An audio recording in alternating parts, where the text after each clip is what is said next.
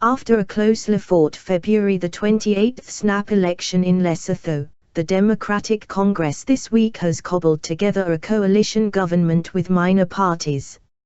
It will be Lesotho's second ever coalition, but for the small mountainous kingdom, the same problems that propelled the acrimonious breakdown of government last year threaten the new government as well. The elections pitted the All Basotho Convention, ABC, under incumbent Prime Minister Thomas Thabane against its main rivals, the Democratic Congress, DC, led by former Prime Minister Pakalitha Mosisili, and the Lesotho Congress for Democracy, LCD, led by the then Deputy Prime Minister Mothetjoa Metsing. Mosisili's DC won the most seats but failed to hit the magic number of 61 for an outright victory, prompting furious political negotiations. Lesotho had not been meant to go to the polls until 2017, but a political crisis struck last year. Looming defections from the tripartite coalition and a threatened no-confidence vote prompted Prime Minister Thabane to suspend parliament. By August, Thabane had fled to South Africa, claiming a military faction had attempted a coup.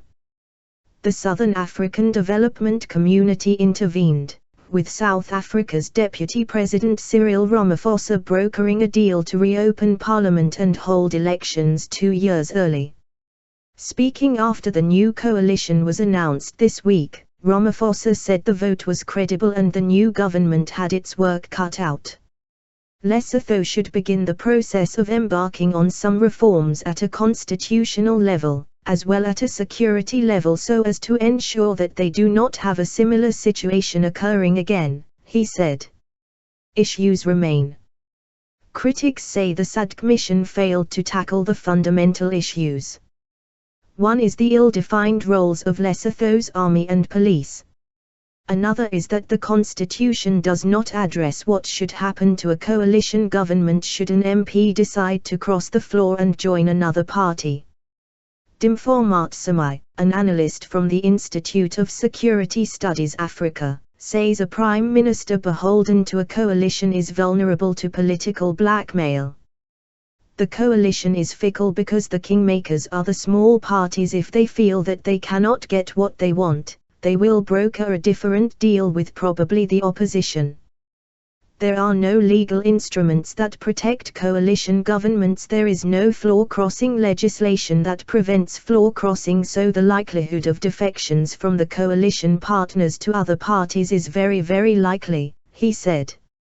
Adversarial politics.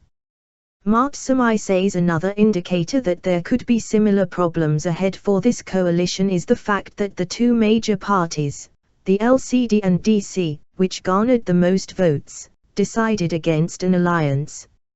It really continues on the trend of Lesotho politics that are adversarial politics, as opposed to focusing on a common vision for the country and focusing on policy issues that will move the country's governance forward, said Matsamai. The ABC's anti-corruption drive that had led to investigations into various opposition politicians are likely to be buried by the new administration. Investigations into the army's role last August will be swept to one side, say analysts. Lesotho journalist Raphael Malobali says the public is skeptical about the government's ability to rule effectively. People never wanted to go for elections. They feel that politicians acted out of greed for power and not for them as people.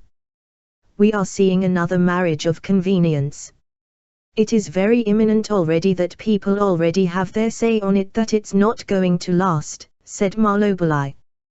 The Constitution stipulates that a government be formed within 14 days after the Independent Electoral Commission announces the outcome of an election.